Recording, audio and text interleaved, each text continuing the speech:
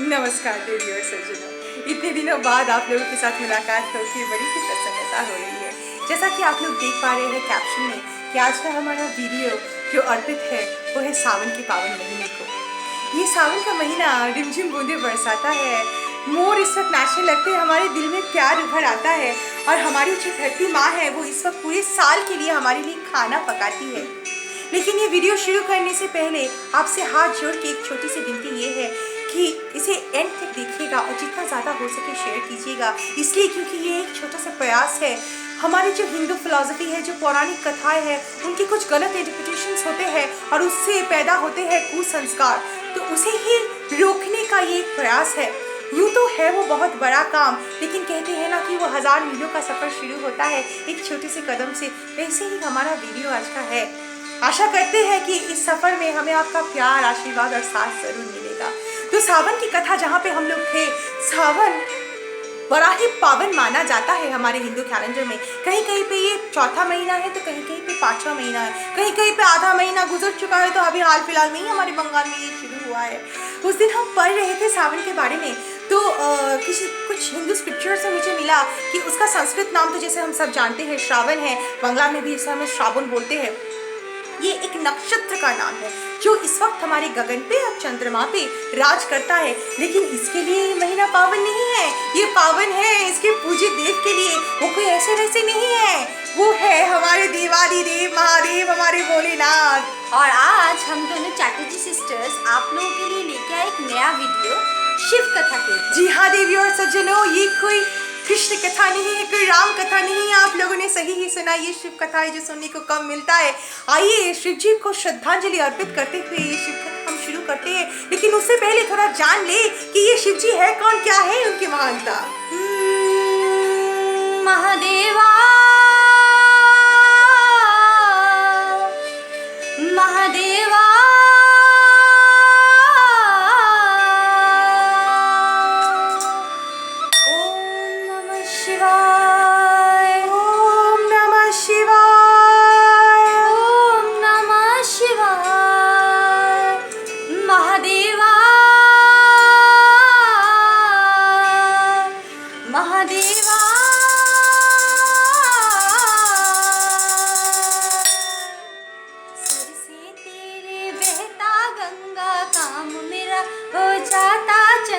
नाम तेरा ले ले महादेवा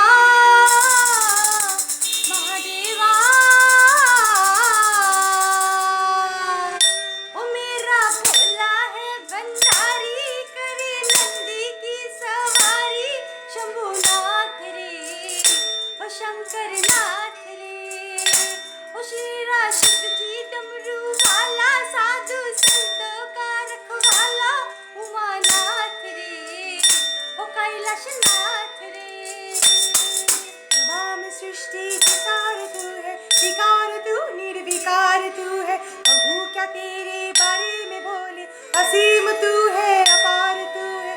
शिवा में शंभु है वास तेरा, निगाह में भी निवास तेरा। समाए दिल में है तेरी सूरत, वजूद मुझ में है खास तेरा। महादेवा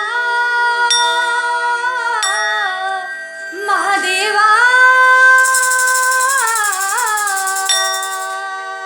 और रिमझिम सावन की रुत आई, हमने तेरे नाम की रुत लगाई।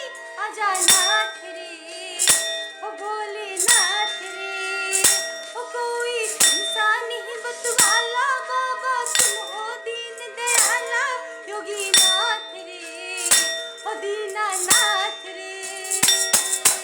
उदासियों को मिटा दिया है, चिराग दिल में जला दिया है। हमेशा से भोलेनाथ तूने सुख का रास्ता दिखा दिया है। कोई सिवाय तेरे, बने हैं हम तो बनाए तेरे। अगम भी तू है, सुगम भी तू है, अकेले सब रचाए तेरे। महादेवा बोले बाबा, तुम हो रुद्र रूप विधारे, तुम हो तांडव की कारी। आदिनाथ रे ओ योगी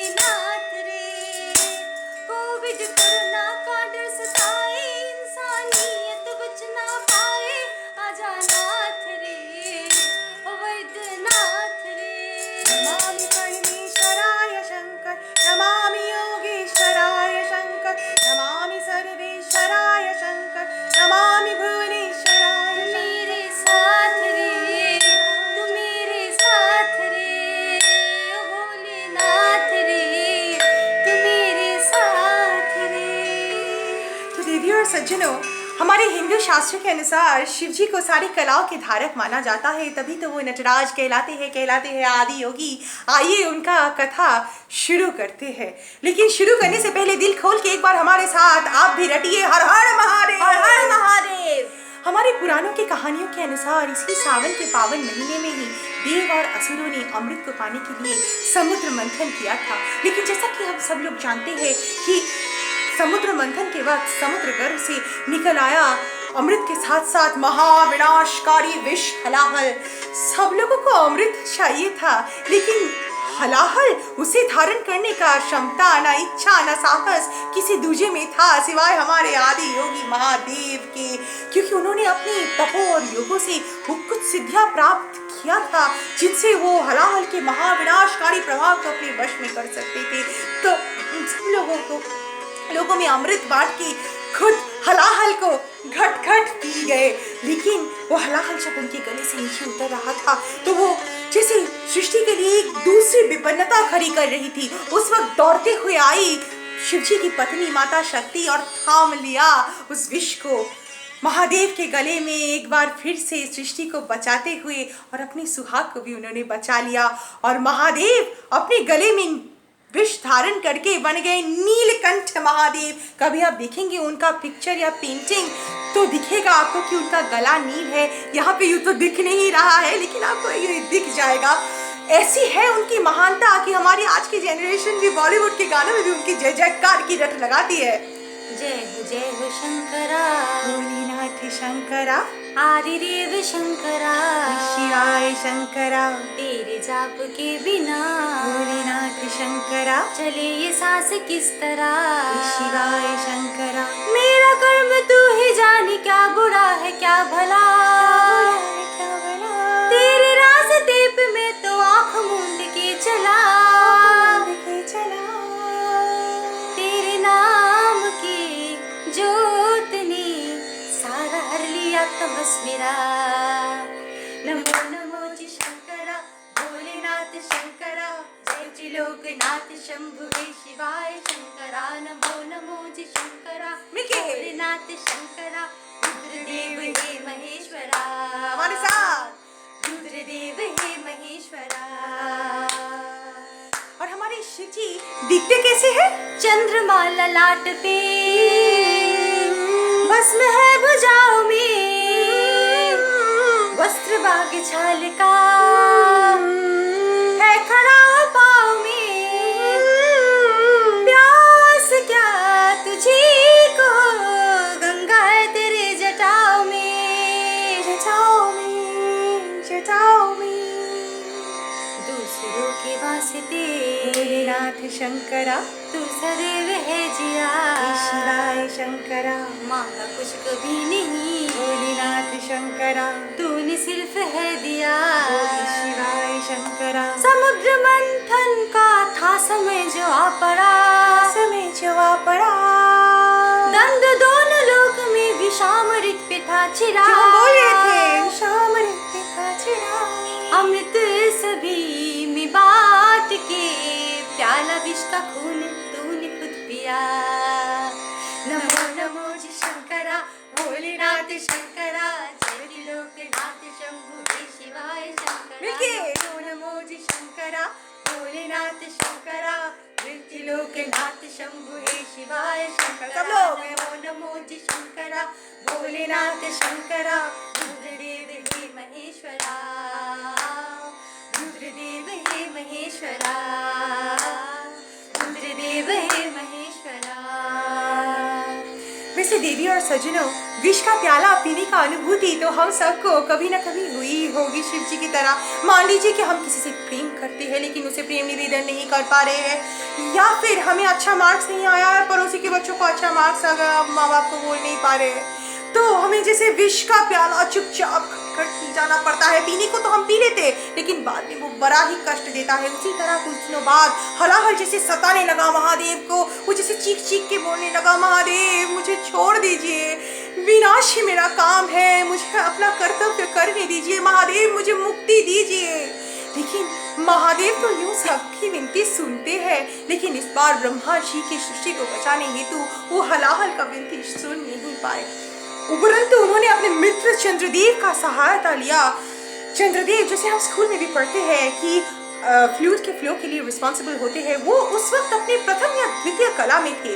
वो दौड़ते हुए आए अपने स्वामी का पुकार सुन के, और महादेव ने उन्हें अपने सर पे धारण करके बन गए चंद्रमौली, बन गए चंद्रशेखर। लेकिन दोनों मिलके भी जैसे हलाहल के विनाशकारी प्रभाव को अपने वश में नहीं कर पा रहे थे।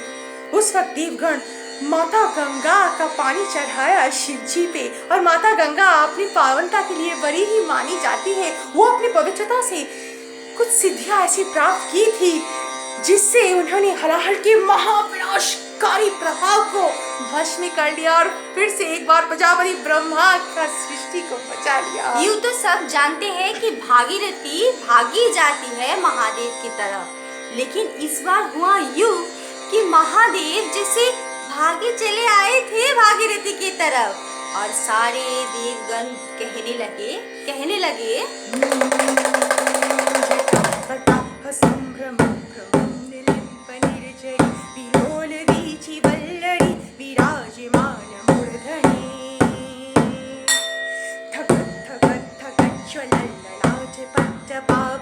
किशोर चंद्रशेखर रति प्रतीक्षण नमः। कौन है वो कहाँ से वो आया, चारों दिशाओं में तेज सा वो छाया।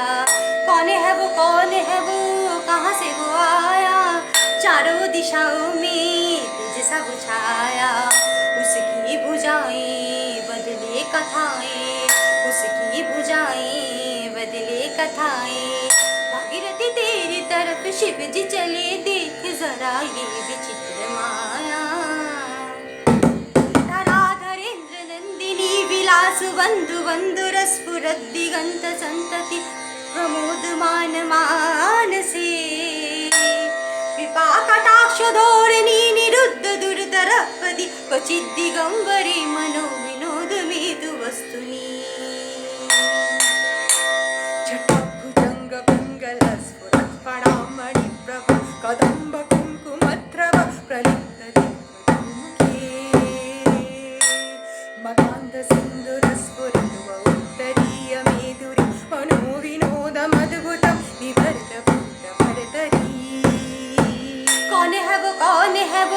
कहाँ से वो आया, कहाँ से वो आया। चारों दिशाओं में तेज सा वो छाया। उसकी भुजाएं बदले कथाएं, उसकी भुजाएं बदले कथाएं। भागीरथी तेरी तरफ, भागीरथी तेरी तरफ, भागीरथी तेरी तरफ शिव जी चले, देख जरा ये विचित्र माया। ये तो थी हमारे पुराणों की कथा, लेकिन ये कथा सुनाना ही उद्देश्य नहीं था, ये कहानी सुनाना ही हमारा उद्देश्य नहीं था। हमारे आज का वीडियो का उद्देश्य तो ये है कि हम आपको ये बताएं कि जो हमारे पुराने हैं ये साहित्य के संतान हैं, और हमारे जो साहित्यकार होते हैं वो कुछ लिटरेरी डिवाइसेस यूज़ करते हैं, जैसे कि मेटाफर्स और एलिगरीज, जिससे भरे पड़े होते हैं हमारे ये पुराण। लेकिन उन्हें हमें कभी फेस वैल्यू पे लेना नहीं चाहिए, वो तो बस रसिकों के मनोरंजन के लिए होता है। उनका अंतर्निहित अर्थ को समझना चाहिए हमें, और वो काम हमें करना चाहिए। वरना ये जो अगर हम फेस वैल्यू पे ले लेते हैं तो वो धीरे धीरे रीति रिवाज बन जाता है। रीति रिवाज हम तो बुरे नहीं है, वो हमारी संस्कृति का बहुत बड़ा हिस्सा है, वो हमारे संस्कार है। लेकिन आँख मूंद के उन संस्कारों को हम पालन करेंगे तो वो कुसंस्कार में बदल जाएगा। इसीलिए उसका अंतर्निहित अर्थ समझते हुए हम देखते हैं कि ये जो कहानी आपको हमने सुनाया इसका अर्थ क्या निकला। ये जो हलाहल है ये कुछ और नहीं है देवी और सज्जनों, ये हमारे अपने अंदर का निगेटिविटी है, और निगेटिविटी जो है ना वो हलाहल से भी ज़्यादा विषमय है, महाविनाशकारी है। वो सिर्फ अपने ही नहीं हमारे आसपास के लोगों की जिंदगी को भी खत्म कर देता है, संबंधों को, संपर्कों को चुटकी में बर्बाद कर देता है, तोड़ मरोड़ के रख देता है इस समाज को। उसी के वश में करने के लिए हमें अपने अंदर की आदि रुचि को जगाना पड़ेगा, अपने अंदर की शक्ति से उसे धारण करना पड़ेगा। नीलकंठ महादेव की तरह जो हमारा लॉजिकल पैशन है उसे चंद्रमा की तरह हमें जो अज्ञान और कुसंस्कार का जो अंधकार है उनमें रोशनी देने के लिए अपनी जो लॉजिकल पैशन है उसे उसका सहायता लेना पड़ेगा। सिर्फ इतना ही नहीं, जो देवगण है यानी हमारे अंदर की जो सद्गुण हैं उनके द्वारा वो ज्ञान क्या धारा, वो ज्ञान गंगा, उपलब्धि का गंगा, वो विवेक का धारा बहाना पड़ेगा। ये बहुत ही महत्वपूर्ण है देवी और सज्जनों, क्योंकि विवेक के बिना बुद्धि बड़ा ही विनाशकारी होता है। तो जैसे हम छोटे छोटे पाप करते रहते हैं या बड़े पाप करते रहते हैं जाने अनजाने में, वो शिव जी पे जल चढ़ाने से या माता गंगा में नहाने से, डुबकियां लगाने से नहीं धुलता है तो अपने कर्मों से। वो जैसे बनता भी है पाप अपने कर्मों से, धुलता भी है पाप अपने कर्मों से। करम जिसे पुकारे वो पहुँचे गंगा किनारे, ना कर मैली तू गंगा, तन धोए मन तो गंगा, पलट के फिर नानी, बोली बात और बहता पानी, ना कर मैली तू गंगा, तन धोए मन तो गंगा, मन पावन हो गंगा में डूब नहाए, मन रावण जो लहरों में तूने बहाए, जो चला गया वो लौट के फिर ना आए, तेरा कर्म है जो संग तेरे ही जाए, मन पावन हो गंगा में डूब नहाए, मन रावण जो लहरों में तूने बहाए, हर हर गंगे हर हर गंगे हर हर गंगे, सब मिलके हर हर गंगे हर हर गंगे हर हर गंगे गंगे, हर हर गंगे हर हर गंगे हर हर गंगे गंगे, हर हर गंगे हर हर गंगे हर हर गंगे गंगे। जो पास तेरी हुई तेरा, बाकी सब मोह का फेरा, तू क्यों समझ न पाया, तन मिट्टी है मन माया, भगवा चोला तन पे जो तोरे, हर चोला तो जाएगा पीछे छोड़े, मन पावन हो गंगा में डूब नहाए, मन रावण जो लहरों में तूने बहाए, हर हर गंगे हर हर गंगे हर हर गंगे हमारे साथ हर हर गंगे हर हर गंगे हर हर गंगे गंगे, हर हर गंगे हर हर गंगे हर हर गंगे गंगे, हर हर गंगे हर हर गंगे हर हर गंगे गंगे, हर हर गंगे हर हर गंगे हर हर गंगे हर हर गंगे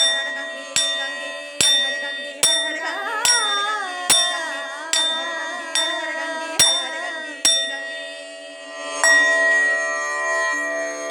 तो इसी के साथ समाप्त होती है आज की हमारी शिव कथा। हमारे साथ अंत तक रहने के लिए, हमारी टूटी फूटी आवाज़ को बर्दाश्त करने के लिए और हमारी हिंदी को बर्दाश्त करने के लिए बहुत बहुत धन्यवाद। और हमारी तरफ से इस सावन की शुभकामनाएं रहे आपके लिए। स्वस्थ रहिए, स्वच्छ रहिए, अपने अंदर की शिव जी को जगाइए, हलाहल को वश में कीजिए और हमारे साथ चलते चलते एक बार फिर से रट लगाइए दिल खोल के, हर